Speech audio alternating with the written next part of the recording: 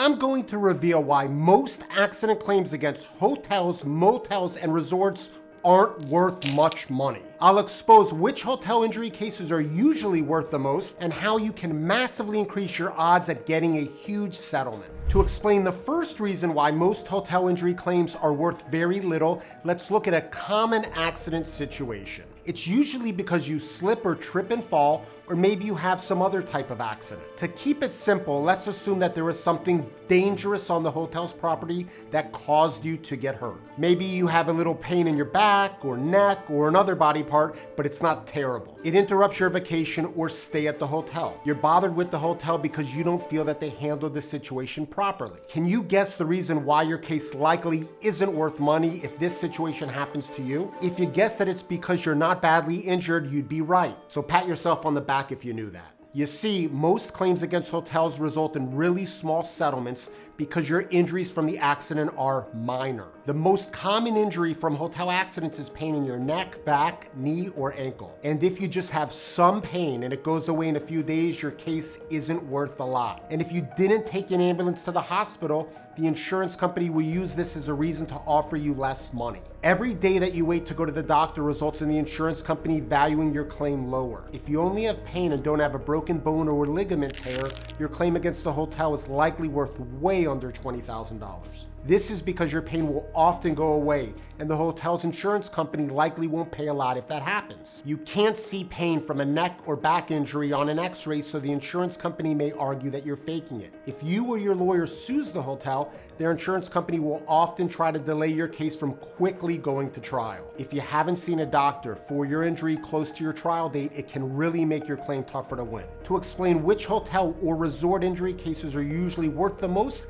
let's quickly look at 4 real cases. Maria, Angela, Regina, and Shirley were all guests at different hotels in Florida. Maria, Angela, and Regina slipped and fell. Shirley tripped and fell over a small step near a hotel pool that she said wasn't marked. Maria broke her lower leg bone.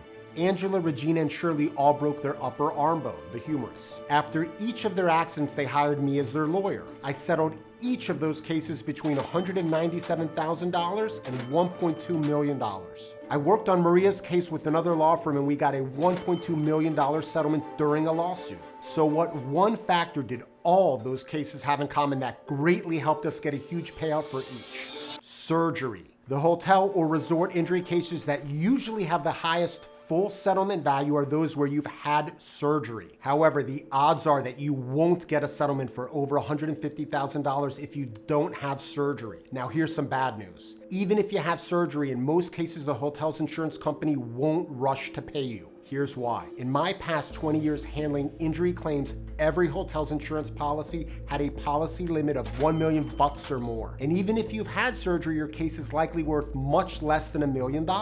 Because this limit is so high, the insurance company rarely gets scared that you'll get a verdict for over $1 million. Basically, the hotel's insurance company isn't worried about the hotel suing them for any amount that they'd owe you above the $1 million limit. The best part of a personal injury claim against the hotel is usually knowing that they'll almost always have enough insurance to pay for the real value of your claim. But don't get too excited. Even if the hotel has a huge insurance policy, it doesn't mean that you'll get paid for all your damages. I'm talking about your pain and suffering, medical bills, and money that you lose from not being able to work. For the hotel to be liable, they must have been careless. But here's the big problem. Oftentimes the hotel did nothing wrong to cause your injury. Sometimes accidents just happen and the hotel isn't at fault. Now let's assume that there's a hazard that causes you to get hurt. In this instance, you still need to prove that the hotel knew or should have known about it before you were injured. This is called proving notice. Each year, courts dismiss hundreds or even thousands of injuries claims for one simple reason. The injured person can't show that the hotel had notice of the dangerous condition before the accident. So how do you greatly increase your odds at getting a big and fast settlement for your accident? The first step is to avoid the common claim mistakes that people who are injured at hotels and other places repeatedly make.